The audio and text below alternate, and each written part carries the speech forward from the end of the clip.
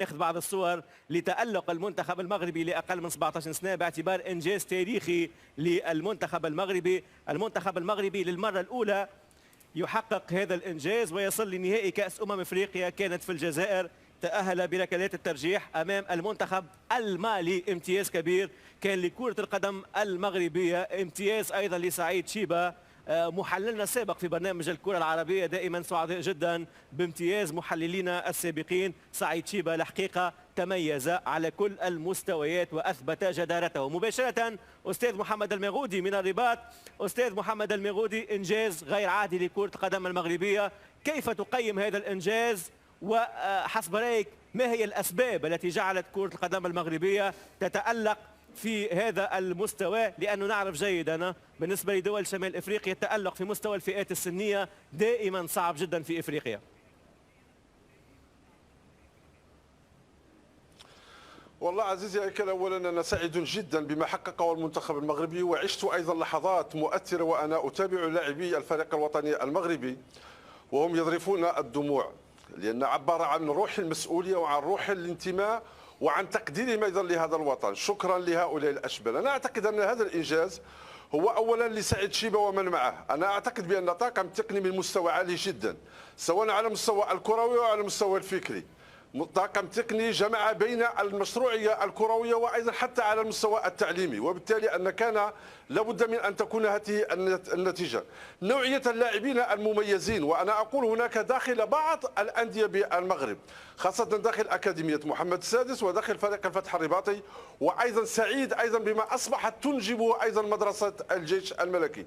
لا ننسى الدور الايجابي والفعال وايضا لرئيس الاتحاد المغربي الأخ فوزي القجع الذي يشتغل على الفئات السنية بشكل كبير، خاصة بعد الكثير من الانتقادات التي وجهت له على مستوى هذه الفئات العمرية. أنا أعتقد أن هناك تكامل بين الإدارة وبين الطاقم التقني للفريق الوطني المغربي ونوعية اللاعبين، ولكن دعني أيضا أسجل أمرا هاما جدا وهو ألمني كما ألم الكثير من المغاربة، أن هذا الإنجاز هو فيه إدانة أيضا لبعض الأندية الوطنية التي تدعي أنها كبيرة، غائبة عن هذا الفريق الوطني المغربي، حتى ولو كانت حاضرة بعنصر احتياط. وهنا نتساءل عن أي تكوين تتحدث هذه الأندية الوطنية الكبرى؟ أين تذهب تلك الأموال التي تصرف عليها من طرف الجامعات الملكية المغربية لكرة القدم من أجل التكوين؟ أين تظهر هذه الأطر التقنية داخل هذه الأندية والتي تدعي أيضا التكوين؟ أنا في الوقت الذي أنوه بما حققه سعيد شيبة ومن معه، وأنوه أيضا بالجامعة الملكية المغربية لكرة القدم، أتساءل عن هذه الأندية. ولذلك أقول لبعض الجماهير المغربية، قبل أن تشيروا إلى الجامعة بالفساد وقبل أن تنعتوا المسؤولين بالجامعة بالفشل، أقول لكم أن الفساد متغلغل داخل أنديتكم، وأقول لكم بأن الفشل أصبح مهيكلا داخل أنديتكم. ومن يريد أن يناضل فليناضل في ذاته، ومن يريد أن يحارب الفساد فليحاربه في ذاته. وبالتالي أنا أقول أن الأمر هناك كان فيه إدانة كبيرة لبعض الأندية الوطنية. الماس تاريخيا كانت متواجدة في جميع المنتخبات الوطنية، هي غائبة بعنصر واحد على مستوى الاحتياط. فريق الرجاء الرياضي بعنصر واحد على مستوى الاحتياط. أين الوداد؟ كل هذه الأندية التي تدعي أنها كبيرة أين هي من هذا التكوين؟ وقس على ذلك من الأندية الكبرى. كل التحية وكل التقدير لأكاديمية محمد السادس، الآن أصبحت تنتج، الآن أصبحت تكون. الفتح الرباطي نهج هذه السياسة وهو في الطريق الصحيح، والجيش الملكي أنا سعيد جدا أنه استعاد هذه القوة، قوة التكوين. وبالتالي هذا درس مهم جدا لكرة القدم الوطنية، وعلى الجامعة الملكية المغربية لكرة القدم أن تراقب أين تصرف أموال التكوين داخل الأندية، وخاصة الأندية التي تدعي أنها كبيرة.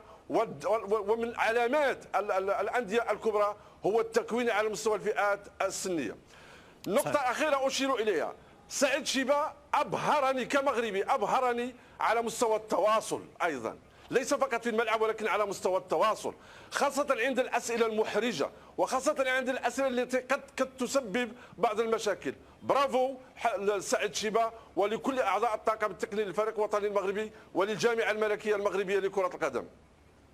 واضح أستاذ محمد المغولي. طبيعي جدا أنا كنت متواجد الحقيقة في أكاديمية محمد السادس، والنجاح كان مفروض الحقيقة لهذه الأكاديمية. على فكرة بالنسبة لبرنامج الكرة العربية إن شاء الله انطلاقا من الأسبوع القادم أيضا سنتابع نجاح كرة القدم العراقية والتونسية في كأس العالم للشباب، باعتبار تتواجد تونس والعراق في كأس العالم للشباب بالأرجنتين. سنحاول أن نتابع مباريات تونس والعراق، وإن شاء الله نتواجد مع المنتخب المغربي المشارك في كأس العالم لأقل من 17 سنة. أعتقد ربيع أيضا هو هذا النجاح هو تكريس لنجاح المدرب المغربي المحلي في الفترة الأخيرة، سواء وليد الركراكي مع مدرب الأكابر أو سواء حسين عموتة في فترة من الفترات سواء مع الوداد أو مع المنتخب المحليين. يعني الآن سعيد شيبة واضح أنه كرة القدم المغربية والاتحاد المغربي الآن يعرف كيف يختار بامتياز المدرب المحلي حتى يكون في المكان المناسب. واعتقد بانه اذا ما اخذنا مثال بسعيد شيبه وبعض الاطر كذلك عموته، نتكلم عن مدربين على المستوى الاكاديمي اعلى بكثير على مستوى الشهادات، سواء كان على مستوى الدراسه وكذلك على مستوى الشهادات الرياضيه، وهذا يساعد المدربين ذوي الكفاءه وذوي التكوين الاكاديمي على انهم يتعاملون مع لاعبين الشباب بطريقه جيده، التواصل يكون فعال، وشفنا كذلك حتى اللاعبين كيف كعلاقتهم مع المدرب، وهذا الشيء مهم. ثم اعتقد بانه هناك استمرار على مستوى ممكن الافكار والمشاركات ممكن التي كانت من قبل، حتى لو انها ما عرفتش نجاح كبير، ساعدت كذلك سعيد شيبه على انه يكون في هذه البطوله اقوى. واعني بذلك انه بطوله شمال افريقيا التي كانت وخسرها امام المنتخب الجزائري كذلك، يعني سعيد شيبه تعامل مع الخسارة بعقلانية وبحكمة، وبالتالي ممكن صحح بعض الأخطاء، ممكن قام ببعض الانتدابات اللي ممكن تشكل نقاط الخصاص، ومن ثم شاهدنا فريق على المستوى الروح، على المستوى القتالية وكذلك على المستوى التكتيكي. أنا في رأيي الشخصي يعتبر إنجاز فقط بوصولهم للنهاية، ونتمنى أن يفوز باللقب، لأنه في هذه الفئة بالذات الأخ هيكل التفوق دائما ما يكون للاعبي او منتخبات جنوب الصحراء. يعني تخيل بان هذه المشاركه هي المشاركه الثالثه لنا. 2013 شاركنا بحكم اننا احتضننا البطوله واحتلنا المركز الرابع.